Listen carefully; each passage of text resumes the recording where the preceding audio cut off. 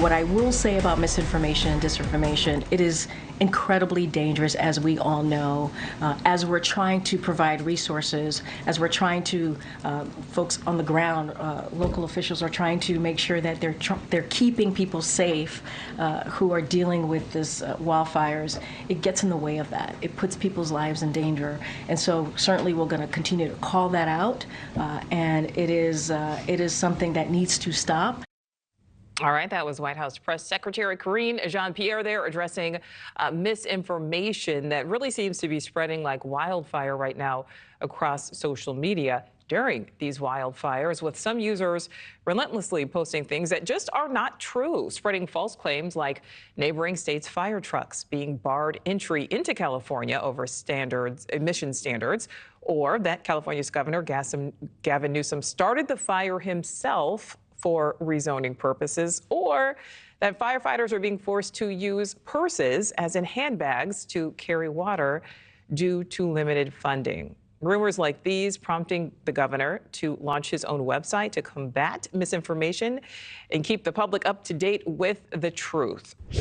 Following the assassination attempt on former President Trump, many Americans flocked to social media for answers in those moments of uncertainty. But just as the horrifying photos and videos from the rally spread, conspiracy theories, false claims, and overall misinformation came with them. An AI-generated photo of a bloodied Donald Trump surrounded by smiling Secret Service agents surfaced just minutes after the shooting, prompting claims that everything was staged. There were hashtags like staged shooting, fake assassination, and Antifa did it. But it wasn't just Americans circulating those claims. Social media bots were hard at work. Nearly half of the accounts circulating those hashtags were found to be inauthentic. So while social media has emerged as a dominant source of information, is this another example of it being one of the biggest sources of distrust in American politics? Well, more breaking news. And right now, police in Springfield, Ohio, are investigating a bomb threat at City Hall, prompting a massive evacuation of the area.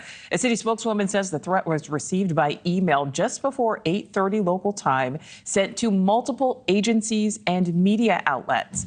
Multiple law enforcement agencies on scene right now. And this comes, of course, as Springfield has been at the center of a national political firestorm, amplified by comments made during Tuesday night's presidential debate.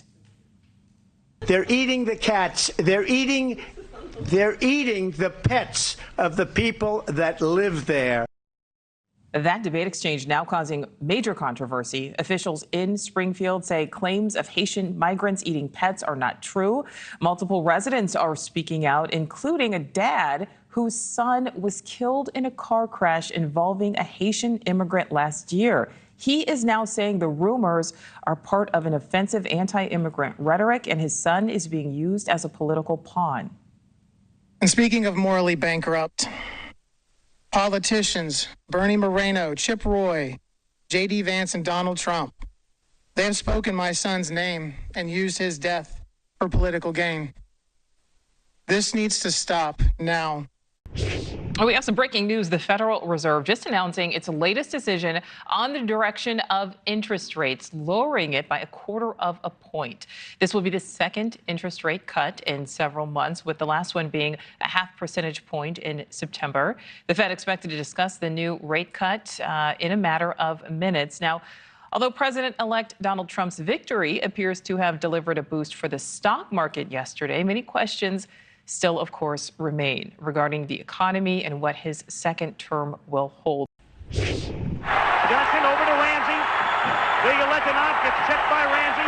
McClanahan is there. The puck is still loose. 11 seconds. You've got 10 seconds. The countdown going on right now. Morrow up to Schultz. 5 seconds left in the game. Do you believe in miracles? Yes! Unbelievable. That is the iconic call from maybe the most historic moment in Olympics history, the Miracle on Ice at Lake Placid in 1980. Well, this year, the iconic voice behind that call, Al Michaels, will once again be back broadcasting this year's Olympics, but only his voice. NBC announcing it's bringing an AI-generated version of the sportscaster's voice to its Olympics viewers on Peacock, on the platform there, according to the company. AI Al will be providing customized recaps of Olympic highlights and will even be able to greet the viewer by name. Here's what that's supposed to sound like.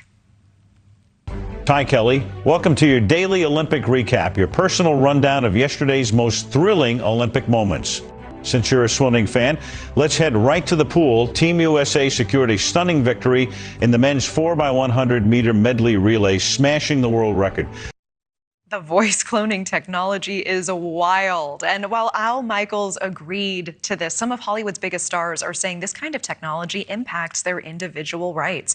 Just this week, Scarlett Johansson and Channing Tatum calling on lawmakers in Washington to do more to curb the expansion of AI into Hollywood, warning that it could lead to massive job loss in that industry.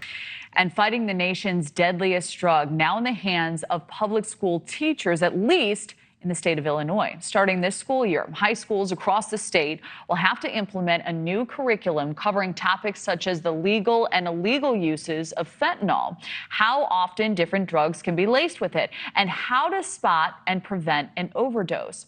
And with research showing the shocking numbers, an average of 22 adolescents ages 14 to 18 die each week from drug overdoses in 2022.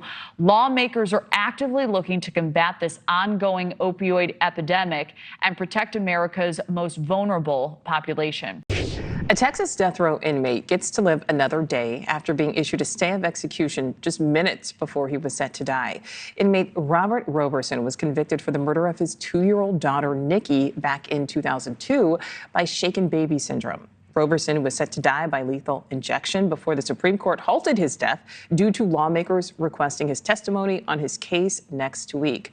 This last-ditch effort now gaining massive media attention, even including television host and clinical psychologist Dr. Phil, who stated his concern for Roberson's life. Currently, the execution is stayed, but could be reversed in a matter of minutes. We're holding our breath until we find that out. Please know that I have contacted the appropriate parties at the state, and I have made a passionate argument that this would be a horrible miscarriage of justice and the first person ever executed with an allegation of shaken baby.